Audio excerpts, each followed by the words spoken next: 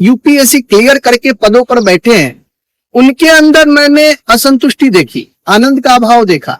उनके जीवन की तरफ मैं जब झांकता हूँ और अपने जीवन में जब देखता हूँ, मुझे लगता है कि मुझे सब कुछ मिल गया। ये चीजें पढ़ाई के साथ साथ जीवन में साधना जुड़ जाए तो फिर आने वाले जीवन में हमें आनंद की कमी और किसी भी प्रकार से हम असंतुष्ट नहीं रहेंगे। काम क्रोध मद लोभ सब नाथ न रखते पंथ। अपने शास्त्रों में दो मार्ग बताए गए हैं, एक है भौतिकतावाद और एक है साधना का मार्ग। क्या है भौतिक मार्ग और क्या है साधना का मार्ग, हम बातचीत करेंगे एक युवा सन्यासी जो युवा अवस्था में साधना के मार्ग पर अग्रसर है और इसी जीवन में उन्होंने रहने का दृढ़ संकल्प किया है। बात करेंगे स्वामी शेष नारायण शास्त्री जी से। स्वामी जी प्रणाम। नमस्कार। शास्त्री जी, सबसे पहले आप एक बार अपने बचपन के बारे में और आपकी शिक्षा कहाँ तक हुई, इस बारे में थोड़ा सा दर्शकों को बता दीजिए। मेरा जन्म बुद्ध के द्वारा दिए हुए नाम बिहार, जो बाद में अपभ्रंश शब्द में बिहार हो गया, उसमें लोकतंत्र की जन्मी भूमि कहा जाता था, वैशाली जी। उसमें हरिपुर हाजीपुर में हुआ। आपकी शिक्षा कहाँ तक हुई? मेरी शिक्षा मैं ग्रेजुएशन ज्योग्राफी ऑनर्स मैंने किया है। और जो मैंने आपसे पहले बातचीत की थी, जो मेरे को जानकारी है, आपने यूपीएससी के लिए भी चयन किया। जी जी जी जी। तो आप युवा अवस्था में हैं, आपने अपनी शिक्षा दीक्षा पूरी की, आपने कहीं ना कहीं यूपीएससी के लिए भी अध्ययन किया जी, और अब आप चल पड़े हैं साधना के मार्ग पर। जी। तो साधना के मार्ग पर आने के लिए आपका मन कैसे तैयार हुआ, या आपके मन में विचार कैसे आया कि इस मार्ग को अपनाना चाहिए या इस मार्ग पर चलना चाहिए? सबसे बड़ा विषय यह है कि जो तैयारियों का क्रम था, जन्म से स्कूल, स्कूल से कॉलेज, कॉलेज से फिर तैयारी यूपीएससी की, सबका अल्टीमेट गोल क्या था? कुछ पाना है। किस लिए पाना है? कि संसार हमको पूछे, हमारी माने, हमारी सुने। अल्टीमेट में ये सारी चीजें साधना के बिना, क्योंकि साधना मतलब जो साधक जो हमेशा सावधान रहे वह साधक है, वही साधना कर सकता। यदि विद्यार्थी जीवन में, जिसको हम अपने आश्रम में ब्रह्मचर्य कहते हैं, ब्रह्मचर्य अवस्था में कोई पढ़ाई पे ध्यान नहीं दे 25 वर्ष की प्रथम अवस्था तक, तो उसका कैरियर खराब हो जाता है। हम सब देखते हैं जी। बाद में उसको कमाने के लिए, खाने के लिए बहुत संघर्ष करना पड़ता है। मैंने देखा कि इतना कुछ पढ़ाई के दौरान और तैयारी के दौरान, यूपीएससी की तैयारी के दौरान मुझे लगा कि इतना कुछ पाने के बाद भी जो यूपीएससी क्लियर करके पदों पर बैठे हैं, उनके अंदर मैंने असंतुष्टि देखी, आनंद का अभाव देखा। और कई लोगों को तो मैंने फ्रस्ट्रेशन में क्लियर करने के बाद एग्जाम सुसाइड करते देखा। तो मुझे लगा कहीं ना कहीं, और कई लोगों को मैं हाइपरटेंशन, एंजाइटी, डिप्रेशन में पड़ते देखा। और आजकल तो अखबारों में भी कई ऐसे मामले सुर्खियां बन रही। तो मुझे लगा कि आखिर इतना कुछ संघर्ष, इतनी तपस्या, पढ़ाई करने के बाद भी जो व्यक्ति अंदर के आनंद से दूर है, हमको लोग माने, हमारी सुने, तो मुझे लगा कि भगवान के मार्ग पर ही चल के जिसने हमको भेजा, क्यों ना हम उसके बन जाए, तो सब हमारी सुनेगा, सब हमारी मानेगा। मैं इसमें थोड़ा सा एक ये जानना चाहूंगा कि जैसे आपने इस मार्ग को चुना तो आपको परिवार को छोड़ना पड़ा, कहीं ना कहीं अपने जो मित्र वगैरह थे आपके अड़ोस पड़ोस में, तो उनको भी आपने छोड़ दिया और आप एक अलग स्थान पर हैं।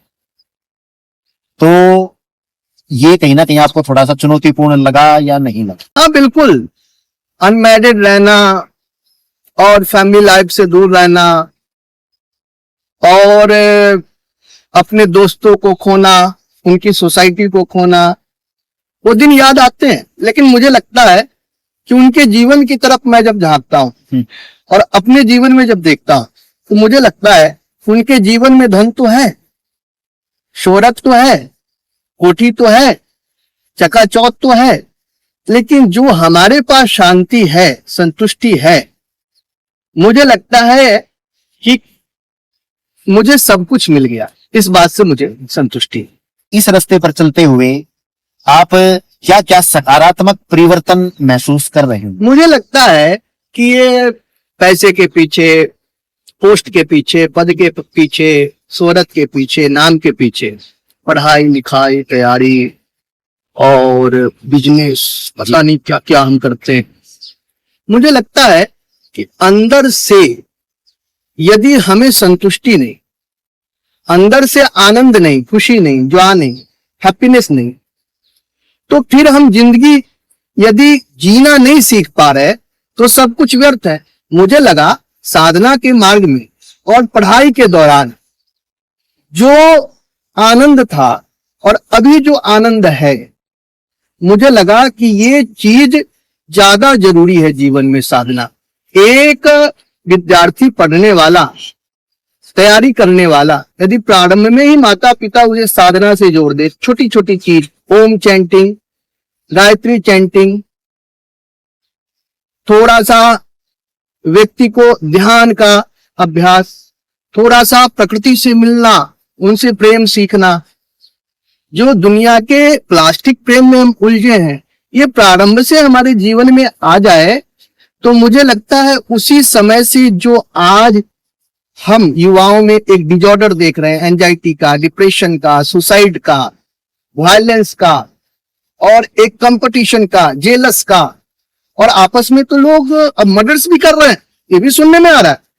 तो शायद ये चीजें पढ़ाई के साथ साथ जीवन में साधना जुड़ जाए तो फिर आने वाले जीवन में हमें आनंद की कमी और किसी भी प्रकार से हम असंतुष्ट नहीं रहेंगे। जी जी स्वामी जी, आप भी युवा हैं जी, और आज के समय में युवा ही सबसे ज्यादा परेशान रहता है, मन से असंतुष्ट रहता है, जीवन की समस्याओं में घिरा हुआ रहता है। जी, तो इस रास्ते पर चलने के लिए क्या कोई भी सामान्य व्यक्ति इस रास्ते पर चल सकता है या उसके अंदर कुछ विशेष बातों का, विशेष गुणों का होना जरूरी है? नहीं, कुछ नहीं, ऐसा है, दो चार चीजें हैं, रामायण में भी आई है, काम क्रोध मद लोभ सब अनाथ न रखे पंथ। 4 प्रकार की चीजें हैं दुनिया में जो व्यक्ति के अंदर तूफान पैदा करती है, नेगेटिविटी पैदा करती है। एक कामना, जितना डिजर्व हम करते हैं उससे अधिक चाहना। एक काम केवल नेगेटिव से एक सेक्शंस में नहीं लेना चाहिए जी, काम मतलब डिजर्व से ज्यादा सोचना। क्रोध, हाइपर, बहुत ज्यादा टेंशन, बहुत ज्यादा क्रोध। क्रोध कब आता है? गीता में क्या अध्याय तो विषयान पुंसः संगतेषु उपजायते संगा संजायते कामा कामा क्रोधो विजायते। 2:14 मतलब क्या है कि जब हम किसी डिजर्व से अधिक किसी चीज के बारे में चिंतन करते हैं और वो चीज जब हमें नहीं मिलती तो क्रोध उत्पन्न होता है, इसका मतलब हम गलत हैं, तो क्रोध पर नियंत्रण। तीसरी चीज है मद, अहंकार। विनम्रता के अभाव में हम योग्य होते हुए भी पीछे रह जाते हैं। पोलाइटनेस, झुकना सीख जाए। काम क्रोध मत मतलब ईगो को कंट्रोल करना सीखे। लोग कई बार ये जो वायलेंस हो रही है, ये जो चोरी की घटनाएं बढ़ रही हैं समाज में, दूसरे की चीजों की भी हड़पने की, ये जो मानसिकता, मेंटेलिटी डेवलप हो रही है, कहीं ना कहीं ये हमारी भूख को, असंतुष्टि को दर्शाता है।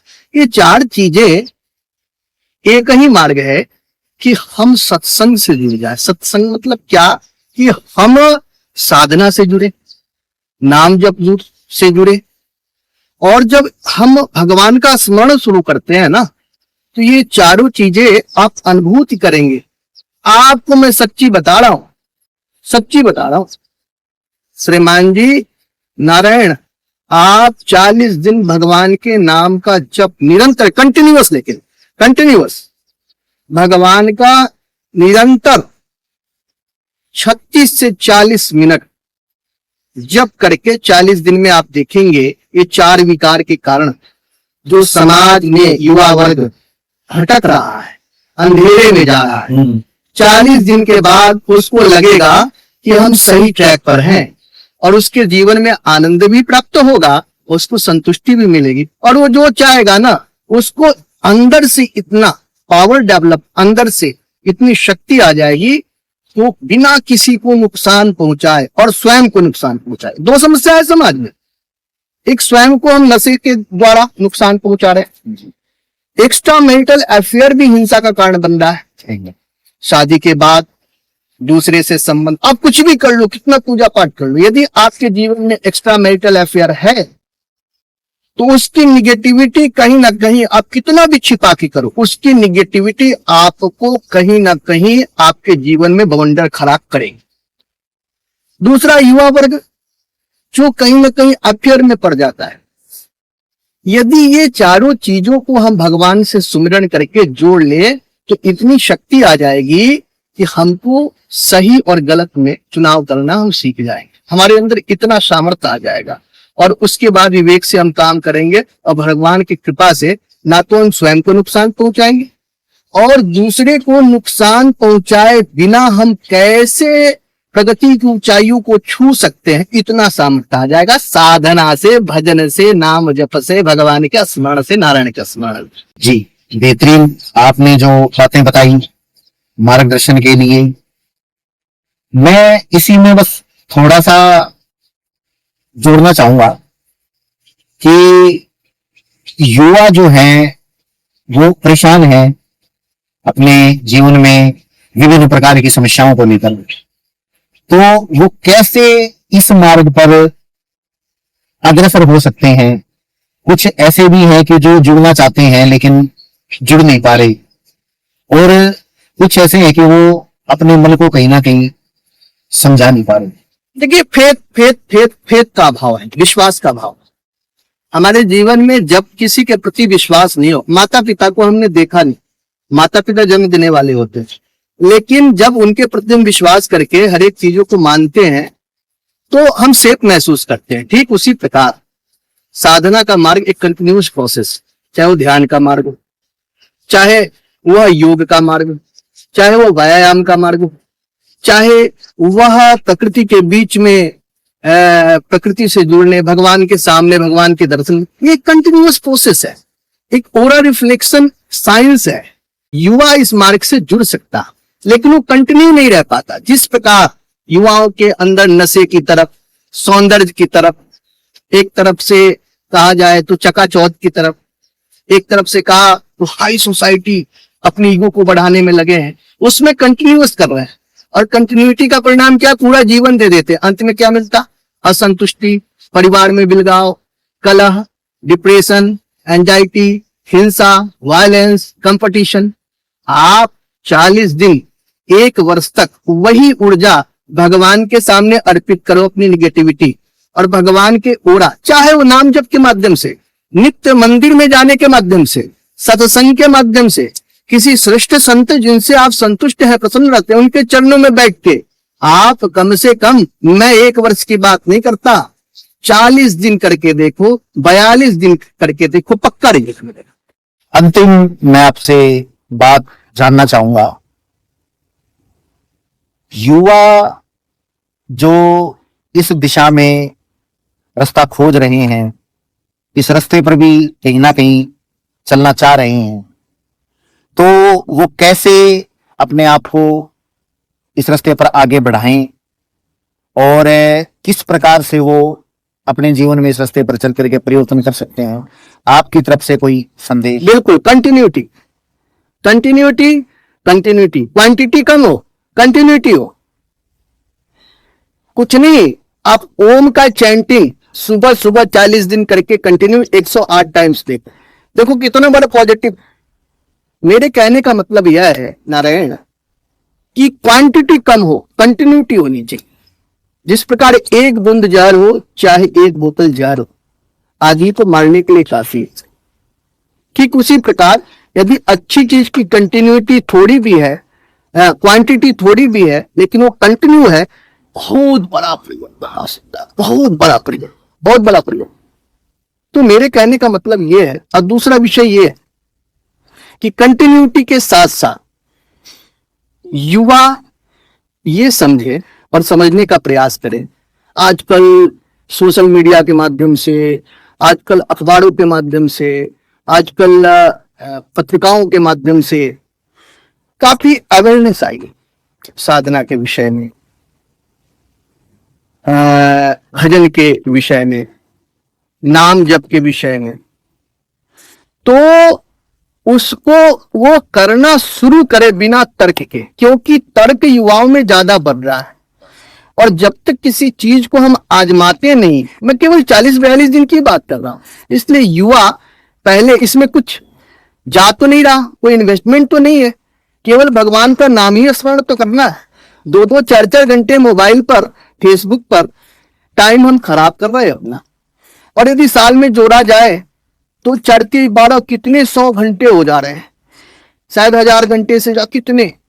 आप ये बताएं कि जब तक, एक तो कंटिन्यूटी, दूसरा पहले वह उसको अप्लाई करे और उसके बाद वह महसूस करे, यही हमारा युवाओं के लिए संदेश। जी, आपने काफी सारी बातें युवाओं के मार्गदर्शन हेतु बताई और आत्मिक शांति हेतु बताई। तो आज मेरे इतने ही प्रश्न आपसे थे।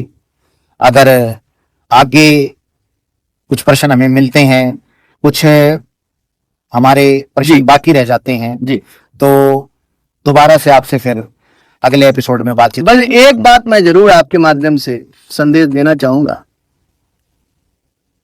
कि माँ बाप आजकल, मित्रों, अपने सपने कृपया बच्चों पर ना तो एक हेरिडेटरी ओरा रिफ्लेक्शन डिजीज हो जाएगा। ध्यान से सुनना, मेडिकल साइंस में ही बीमारियों का नाम भी ऐसे ही डेवलप होता है। मैं क्या कह रहा हूं, हेरिडेटरी ओरा रिफ्लेक्शन डिसऑर्डर। फिर बोल रहा हूं, हेरिडेटरी ओरा रिफ्लेक्शन डिसऑर्डर। आप अपने बच्चों पर, आपने जो सपने पूरे नहीं किए, चाहे कोई भी कारण रहा, गरीबी के कारण, चाहे हो सकता है आप में भी वही चंचलता रही हो जो आपके बच्चों में भी आप देख रहे हैं, क्या आप उसको दबा सकते हैं? आप अपने डांट के द्वारा, आप उनको पीट के, क्या आप सुधर गए थे क्या? आप कृपया उनके इंटरेस्ट को जीने दें, और जो इंटरेस्ट को जीता है वही कैरियर बना सकता है, और जो कैरियर बनाएगा ना, वही आपके सपने को पूरा कर सकता है। दूसरा विषय, बेटियों के लिए, बेटियों को स्वतंत्र रखें, उनको पढ़ाई के लिए, पहनने का, खाने का, घूमने की पूरी आजादी दें। बस एक ख्याल रखें कि वो भगवान से जुड़े रहें, आपके संस्कारों से जुड़े रहें। और मैं तो यहां तक कहता हूं, सभी संप्रदाय, सभी धर्म, सभी मजहब, उनकी जो पॉजिटिविटी है, संस्कार है, उससे वो जुड़े रहें, और वो संस्कार उनके कैरेक्टर में आप चैनलाइज कर दो, उतर जाए। फिर उनको जितना फ्रीडम देना है फ्रीडम दे दो। क्योंकि मैं कई बार देख रहा हूं समाज में कुछ घटनाएं हो रही हैं, लेकिन वैसी घटनाएं हो रही हैं जो संस्कार से पूरी तरह उन्होंने अपने आप को चैनलाइज नहीं किया, एडेप्टेड नहीं। जो संस्कार से जुड़े हैं ना, उसको कितना भी लोग भटकाना चाहे, अंत में आपकी काउंसलिंग से वो सुधर जाएगा। लेकिन यदि संस्कारों को देने में आपने कमी की है, तो अंत में यदि वो भटका, तो आप कितना भी काउंसलिंग कर लो, वो खुद तो भटकेगा ही और पूरे के पूरे सोसाइटी को भटका देगा। इसलिए निवेदन माँ बाप से कि आप अपने सपनों को बच्चों पर ना थोपे, उनको इंटरेस्ट को जीने दो। जो जिएगा वो कैरियर बनाएगा, और जो कैरियर बनाएगा वही आपके सपने को पूरा करेगा। बहुत बहुत धन्यवाद जी। स्वामी जी, मार्गदर्शन करने के लिए आपका धन्यवाद।